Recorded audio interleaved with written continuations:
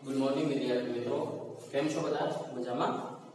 આપણે ધોરણ 8 ની અંદર વિજ્ઞાન વિષય મિત્રો પહેલા લેક્ચર ની અંદર વિજ્ઞાન વિષયમાં મેં તમને મારો પરિચય, પેપર સ્ટાઇલ, બુક્સ, કઈ રીતે હોમવર્ક કરવાનું, આ બધી જ માહિતી ફર્સ્ટ લેક્ચર ની અંદર આપી દીધેલી છે.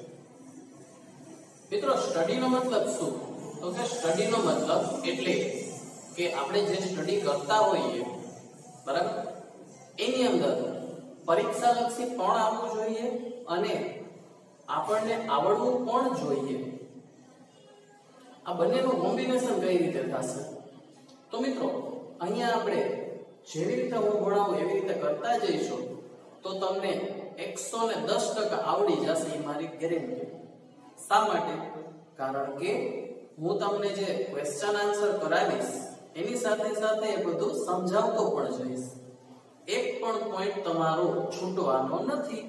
કારણ શું છે? કારણ કે વિજ્ઞાનની અંદર તમને ખ્યાલ જ છે કે છેલ્લા 15 થી 18 વર્ષથી હું આ ક્ષેત્રમાં કાર્યરત છું અને શિક્ષણ ક્ષેત્ર છે એની અંદર ખૂબ જ વ્યવસ્થિત રીતે મેં સાયન્સ રાખેલું હતું, એટલે વિજ્ઞાન વિષય મારો મેઇન વિષય છે. તો તમને જે રીતે દરેક લેક્ચર્સની અંદર ક્વેશ્ચન આન્સર કરાવું, એ ક્વેશ્ચન આન્સર તમારે તમારી CW બુકમાં અને HW બુકમાં બંનેમાં એક વાર લખવાના છે, જે વિડીયોની અંદર હું તમને રેગ્યુલર કહેતો જઈશ. ઓકે મિત્રો, તો હવે બધી માહિતી સંપૂર્ણ રીતે મળી ગઈ તમને? ઠીક છે, તો ચાલો હવે આપણે શરૂઆત કરીએ. બરાબર, સૌપ્રથમ પહેલા લેક્ચરની અંદર મેં તમને પેપર સ્ટાઇલ, પછી મારો પરિચય, CW HW ની બુક્સ 2 બનાવવાની છે એની વિશે માહિતી આપેલી. ટેસ્ટનું આયોજન કઈ રીતે છે સ્કૂલ તરફથી એ પણ મેં તમને કહી આપેલું. હવે યુનિટ ટેસ્ટ પછી 1 મહિનાની મંથલી ટેસ્ટ છે, એ બધું જ આયોજન છે સ્કૂલ તરફથી જે રીતે કરવામાં આવે એ રીતે કરવાનું છે. પણ આપણે એક જ વસ્તુનું ધ્યાન રાખવાનું કે હું જ્યારે ટેસ્ટની વાત કરું ત્યારે તમારે તૈયારી તો રોજની રોજ કરવી જ પડશે મિત્રો. ઓકે, તો ચાલો હવે બહુ વધારે સમય ના લેતા બધી માહિતી આપી દીધેલી છે, તો પ્રશ્ન જવાબની શરૂઆત કરીએ. આપણે પાઠ્યપુસ્તકના પ્રશ્નો જવાબ છે એ કરીશું. ઠીક છે, ચાલો તો શરૂઆત કરીએ. સૌપ્રથમ પ્રશ્ન નંબર 1, પાઠ્યપુસ્તકના પ્રશ્ન જવાબ. પાઠ્યપુસ્તકના પ્રશ્ન જવાબ છે મિત્રો, એમાં પહેલો પ્રશ્ન જે છે ખાલી જગ્યાનો પાઠ્યપુસ્તકમાં જોઈએ. પ્રશ્ન 1, યોગ્ય શબ્દ પસંદ કરી ખાલી જગ્યાની પૂર્તતા કરો. પ્રશ્ન નંબર 1 જે ખાલી જગ્યાનો છે, ખાલી જગ્યા પૂરું, બરાબર, એમાં ખાલી જગ્યા પૂરુંમાં પહેલી ખાલી જગ્યા શું છે મિત્રો? તો જો એક સ્થાન પર એક જ પ્રકારના મોટી માત્રામાં ઉછેરવામાં આવતા છોડને શું કહે છે? તો આનો આન્સર આવે પાક. હવે તમને સમજાવું કે આ ખાલી જગ્યાનો આન્સર પાક શા માટે આવે. તો મિત્રો એક જ જગ્યાએ, એટલે એક મોટી વાડી હોય, એક મોટું ખેતર હોય, એની અંદર એક જ પ્રકારના છોડ ઉગાડવામાં આવે તો એને આપણે શું કહીએ છીએ? તો કે પાક. કે આ વખતે સાનો પાક વાવ્યો છે, તો એને માની લો આપણે એવું કે મગફળી વાવેલી છે. આપણે ઘણા વાર આ શબ્દો સાંભળતા હશે, કપાસ વાવેલો છે. તો એ આખા ખેતરની અંદર એક જ પ્રકારના છોડ વાવેલા હોય તો એને આપણે પાક કહીએ છીએ. શું કહીએ છીએ મિત્રો? પાક. તો આ વખતે કયો પાક છે? તો કે કપાસનો પાક છે, મગફળીનો પાક છે. એટલે નિશ્ચિત વિસ્તારમાં એક જ ખેતરમાં એક જ પ્રકારના છોડ વાવેલા હોય એને કહેવાય પાક. ખૂબ જ સુંદર રીતે મિત્રો આ આપણે બધું કરતા જઈશું અને પાક એટલે શું એ પણ તમને સમજાવી દીધું. હવે બીજી ખાલી જગ્યા તરફ વધીએ. બીજી ખાલી જગ્યા વાંચું છું. પાક ઉગાડતા પહેલા પ્રથમ પગથિયું જમીનની શું હોય છે? તો મિત્રો પાક ઉગાડતા પહેલા જમીનની શું કરવી પડે? તો કે તૈયારી કરવી પડે. બરાબર, તૈયારી એમાં ઘણી બધી વસ્તુ આવે. આપણે ખાલી જગ્યાની આન્સર છે તૈયારી કરવી પડે. શું કરવી પડે? તૈયારી કરવી પડે. બરાબર. તો તૈયારીમાં શું શું આવે? સૌથી પહેલા મિત્રો જમીન હોય, એ જમીન છે એ સમતળ હોય અથવા ના પણ હોય, એટલે ખાડા ટેકરા વાળી હોય, તો એને સપાટ કરવી પડે, જે ટ્રેક્ટરની મદદથી કરી શકાય, ઢેફા બાંધીને. બરાબર. એ મેન્યુઅલી પણ કરી શકીએ અને ઢેફા બાંધવા માટે ટ્રેક્ટરનો, જેસીબીનો પણ ઉપયોગ કરી શકીએ. અને પહેલે જમીનને સમતળ બનાવવામાં આવે, એ પાકની તૈયારીમાં જ આવે છે. જમીનને સમતળ બનાવી પછી એમાં જે જમીન છે એને ક્યારા એટલે કે જે જેસીબી અથવા ટ્રેક્ટરથી એમાં ખાંચા પાડવામાં આવે, જે તમે લાંબી લાઈન સ્વરૂપે જોઈ શકો. એમાં પછી બીજ ઉગાડવામાં આવે અને પછી પાક તૈયાર થાય. એટલે જમીનને પાક ઉગાડતા પહેલા તૈયાર કરવી પડે. આપણે કઈ ફંક્શનમાં જતા હોય, સ્કૂલે જતા હોય તો તૈયાર થઈને આવીએ ને, એવી વાત છે. સમજાણું? તો જમીનની તૈયારી. બીજી ખાલી જગ્યામાં આન્સર આવશે જમીનની તૈયારી. ઓકે. ત્રીજો ખાલી જગ્યા તરફ આગળ વધીએ. ક્ષતિગ્રસ્ત બીજ પાણીની સપાટી પર શું થાય? ક્ષતિગ્રસ્ત એટલે કે જે બગડેલા બીજ છે, બીજ હોય ભારી હોય મિત્રો, પાણીની અંદર છે તરે નહીં. સમજાણું? સારા બીજ હોય પાણીની અંદર તરે નહીં, કારણ કે એની અંદર ગર્ભ હોય. મગફળી છે, મગફળી એનો દાણો છે એ પૂરો ભરેલો હોય, ચણાનો દાણો છે એ પૂરો ભરેલો હોય, પણ બગડેલો દાણો આવે તો એ હલકો થઈ જાય, પાણી ઉપર તરવા લાગે. સમજાણું તમને? તો જે શુદ્ધ અને સારો દાણો છે એ પાણીમાં ડૂબી જશે અને જે ખરાબ દાણો છે એ પાણી ઉપર તરવા લાગશે. તો આપણી ખાલી જગ્યાનો આન્સર શું છે? તરવા લાગશે મિત્રો. શું કરવા લાગશે? તરવા લાગશે. તમને સમજાણું ને કઈ રીતે તરવા લાગશે? સમજાણું? કે ખરાબ દાણો હોય હલકો થઈ જાય, અંદરથી ખોખલો થઈ જાય. જેવી રીતે તમારા ઘરનું ફર્નિચર હોય એ પહેલા તમે બનાવો ત્યારે બહુ મજબૂત હોય, સમયાંતરે જ્યારે એમાં ઉધઈ લાગી જાય ત્યારે અંદરથી એ નબળું પડે અને કદાચ એવું પણ બને અંદરથી ખવાઈ જાય. અને એ છે એ તમે કદાચ નાનું બાળક છે એ પણ જો ભૂલથી બહુ વધારે સમય થઈ ગયો ને એની પર બેસે જોરથી તો એ તૂટી પણ શકે છે, કારણ કે અંદરથી નબળું છે. થર્મોકોલ કેવું હોય એના જેવું થઈ જાય, સપાટીથી અંદરનું ખવાઈ જાય. તો બીજમાં પણ એવું છે મિત્રો. બરાબર. તો ત્રીજી ખાલી જગ્યામાં શું આવે? કે દાણો છે એ ખરાબ હોય તો તરવા લાગે. ઓકે. ચોથી ખાલી જગ્યા પાઠ્યપુસ્તકમાંથી વાંચીએ. પાક ઉગાડવા માટે પર્યાપ્ત સૂર્યનો પ્રકાશ તેમજ જમીનમાંથી કોની કોની આવશ્યકતા છે? આપણે જાણીએ છીએ મિત્રો, પાક ઉગવા માટે પહેલી તો જમીન આવશ્યક છે, કારણ કે હવામાં તો પાક ઉગે નહીં, જમીન ઉપર ઉગાડવો પડે. પણ જમીનની અંદર કયા કયા તત્વો હોય? જમીનની અંદર તમે જાણો જ છો મિત્રો કે જમીન 25% છે અને પૃથ્વી ઉપર 75% પાણી છે. તો જેમ જેમ ઊંડે જઈએ એમ પાણી છે એ ચારે બાજુ હોય. જમીનની અંદર પણ પાણી હોય મિત્રો, કારણ કે વરસાદ આવે અને પાણી જમીનમાં ઉતરે, ભૂગર્ભ જળ કહેવાય. શું કહેવાય મિત્રો? ભૂગર્ભ જળ. ભૂ એટલે જમીન, ગર્ભ એટલે એનું પેટાળ. તો ત્યાં પણ લોટ્સ ઓફ પાણી હોય. આપણે બોરની સ્વિચ ચાલુ કરીએ, પાણી આવતું ક્યાંથી હોય મિત્રો? તો પાણી આવે જમીનની અંદરથી. સમજાણું તમને?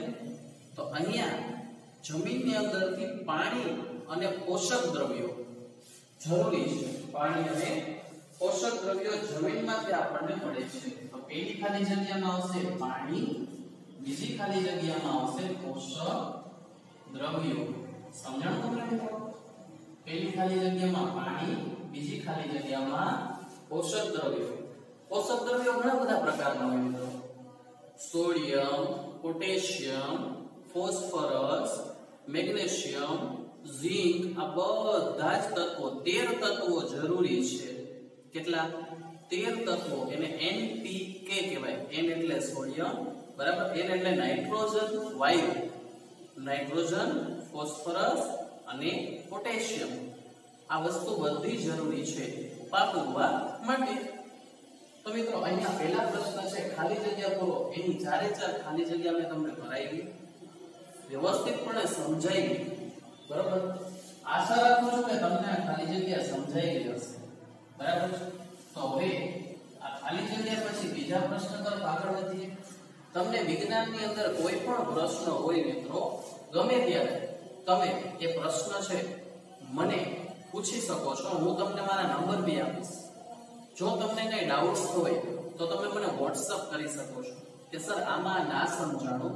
હું તમને ખુદ મારા WhatsApp નંબર આપીશ.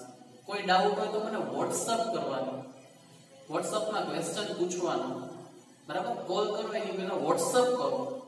એમાં WhatsApp માં હું તમને વ્યવસ્થિત રીતે આન્સર આખો લખીને આપી દઈશ. જે સમયે તમે ક્વેશ્ચન પૂછો એ જ સમયે આવે એવું પણ જરૂરી નથી, કારણ કે મે બી બિઝી હોઈ શકે.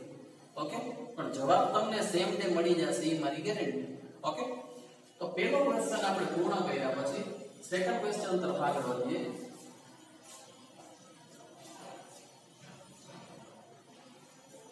બીજો પ્રશ્ન છે કોલમ A માં આપેલા શબ્દોને કોલમ B માં આપેલા શબ્દો સાથે જોડો.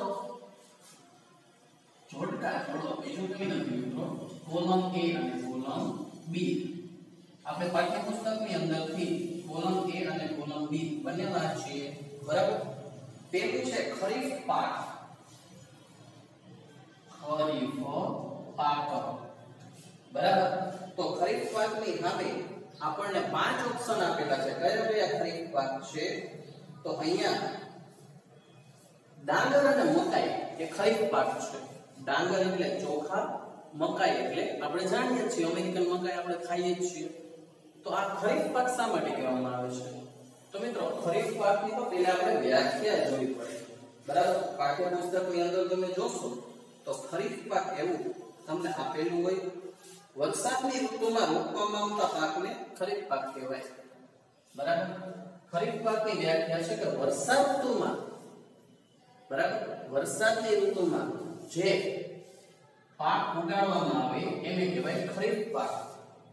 અહીંયા ડાંગર અને મકાઈ જે ઓપ્શન E છે, ડાંગર અને મકાઈ, ઓપ્શન E, મકાઈ અને ડાંગર E ઓપ્શનમાં જે ખરીફ પાકની વ્યાખ્યા પણ આપેલી છે આપણને ચોપડીની અંદર.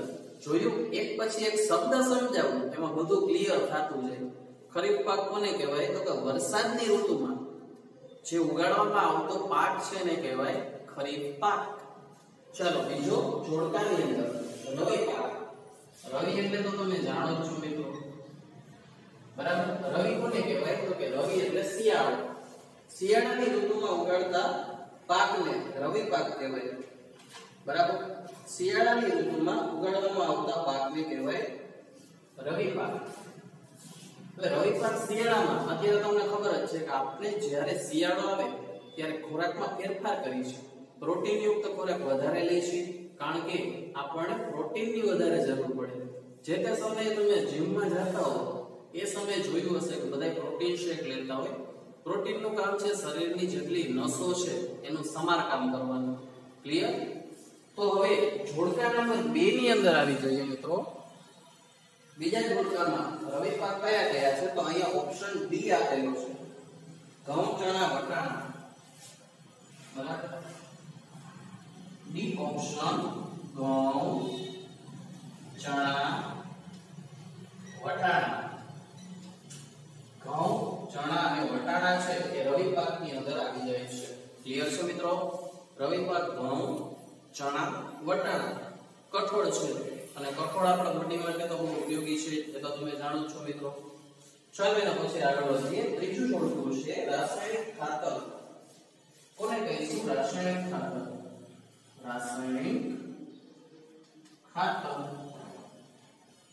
તો રાસાયણિક ખાતર કયા કયા છે? તમે ઓપ્શનમાં વાંચી શકો છો. બી ઓપ્શનમાં યુરિયા અને સુપર ફોસ્ફેટ. યુરિયા અને સુપર ફોસ્ફેટ. પાઠ્યપુસ્તકની અંદર તમે ખાતર વિશે વાંચશો મિત્રો તો અહીંયા તમને રાસાયણિક ખાતર અને કુદરતી ખાતર એવા બે ખાતરના પ્રકાર જોવા મળશે. રાસાયણિક ખાતર ક્યાં બનાવવામાં આવે? તો કે કંપનીની અંદર કંપનીની અંદર એમોનિયામાંથી યુરિયા બનાવવામાં આવે. યુરિયા એક જાતનું ખાતર છે. એ ખાતર આપણે જેવી રીતે ગુણીમાં ઘઉં આવે એવી જ રીતે એ ગુણીની અંદર એવું ખાતર આવે જે ખેતરમાં આપણે વાવીએ એટલા માટે એમાં જે પોષક તત્વો છે ઉમેરાય. NPK તત્વ કહેવાય. નાઇટ્રોજન, ફોસ્ફરસ અને પોટેશિયમ. N એટલે નાઇટ્રોજન, P એટલે ફોસ્ફરસ, K એટલે પોટેશિયમ. એના સિવાય પણ ઘણા બધા પોષક દ્રવ્યો એની અંદર હોય છે મિત્રો. સમજાણું તમને? તો અહીંયા આપણે લખ્યું છે રાસાયણિક ખાતર યુરિયા અને સુપર ફોસ્ફેટ રાસાયણિક ખાતરોના નામ છે. આટલું સમજાણું મિત્રો? હું તમને એક સલાહ આપું છું કે જે કોઈ ક્વેશ્ચન આન્સર કરીએ તો ટેક્સ્ટ બુક ની અંદર તમે વાંચતા જાઓ, કારણ કે વિડિયો ની અંદર એક લિમિટેડ માત્રા હોય છે. ક્વેશ્ચન આન્સર માં તમને આખો પાઠ જ સમજાઈ જશે. ધીરે ધીરે જે શબ્દ છે એમાં હું તમને આખો પાઠ સમજાવી દઈશ. ઓકે, આગળ વધીએ. છાણિયું ખાતર. ચોથું છે છાણિયું ખાતર. હવે છાણિયું ખાતર કોને કહેવાય? તો અહીંયા ઓપ્શન છે સી, પ્રાણી મૂળ. છાણિયું ખાતર પ્રાણી મૂળ. બધું તમને સમજાવતો જાઉં. પ્રાણી મૂળ, ગાયનું છાણ, મૂત્ર,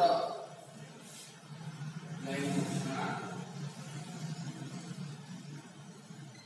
મૂત્ર અને વનસ્પતિનો નકામો કચરો.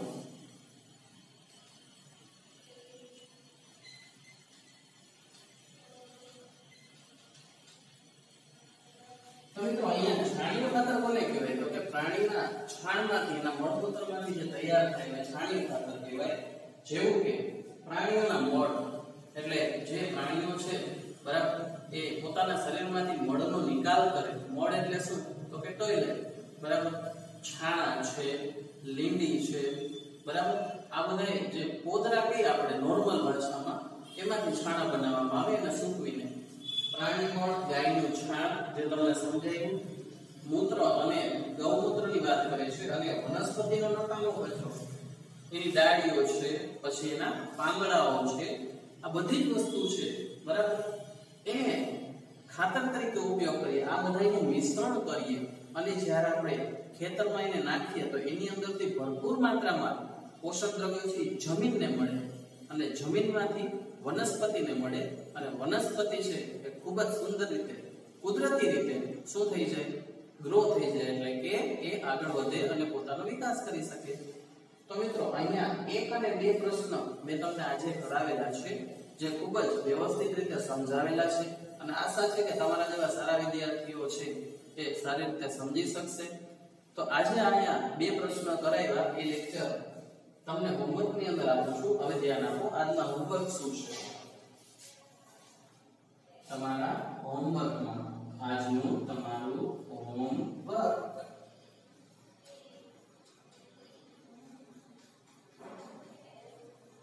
હોમવર્ક ની અંદર ધ્યાનથી જોજો.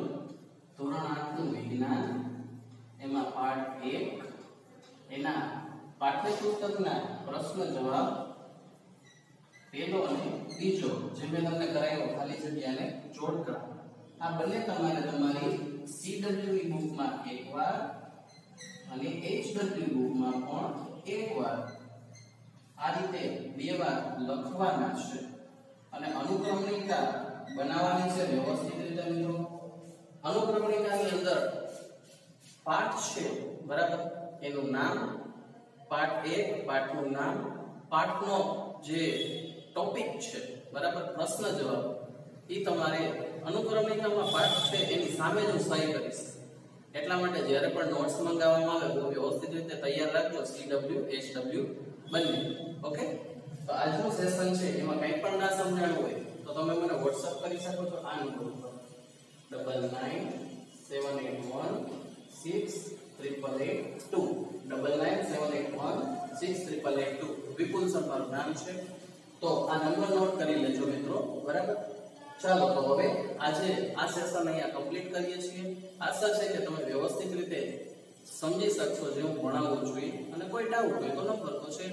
તો મળીએ આવતા નેક્સ્ટ વિડીયોમાં. ત્યાર સુધી બધા જ મિત્રો ઘરે રહો, સુરક્ષિત રહો અને હોમવર્ક કરતા રહો. Thank you.